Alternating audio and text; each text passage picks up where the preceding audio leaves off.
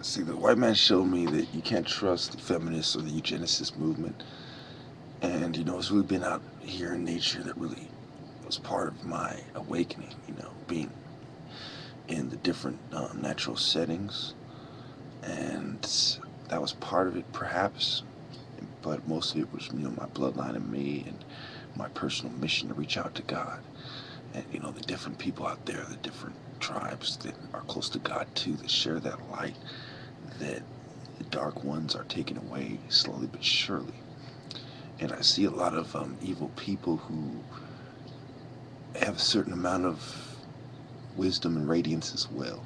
So I'm going to go out and, be out here, by the pyramids in nature and really reflect what's been going on and make sure that you all know that our enemies are still the same. They're still the bankers, feminists, eugenicists, atheists, homosexuals, all these people who wish this kind of ill on us. And so, I'm going to return to nature right now, and go on a mission go up the hills, get my fingernails dirty again, climb up the mountain, feel like a panther again, do kung fu moves on the way back down, that kind of thing. Right now there's a bunch of turkeys. They don't really come around, too often as far as, what people see. If you go on the average place in the city, you're not going to see turkeys and you're not going to see things like that. And there's a lot of different, animals out there.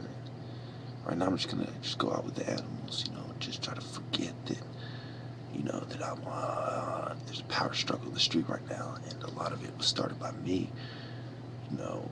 The arguments with checkers, partly took place on my channel, and that's okay because, so this is sort of a lot of peacemaking too, and also, I just want to say that, all these ghetto people and gangster people and Italian mafia and a lot of these kind of people that I've dealt with making these videos.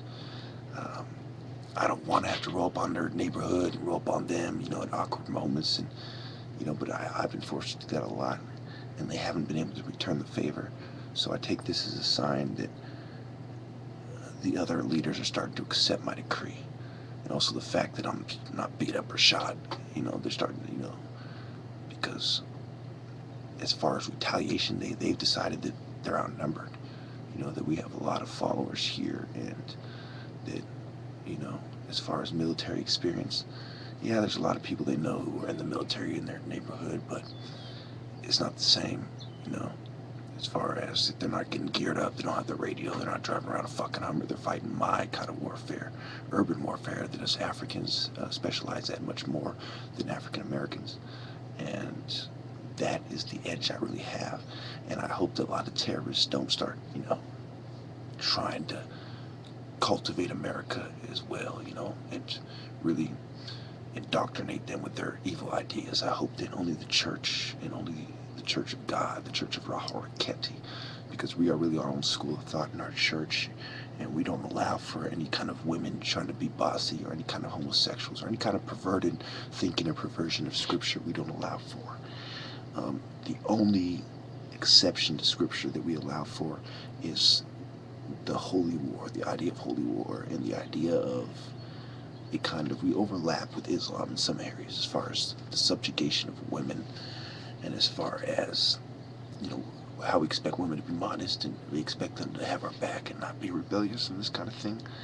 But there's also great respect, However, it's like, once the woman does what she's supposed to do, it's not like you're bossing her around because you respect her too much as a person of God, my experience.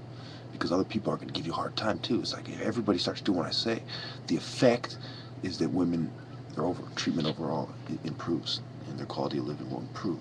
They just got to stop being demons, stop being satanic about it, and let's meet kind of halfway or something. Thank you.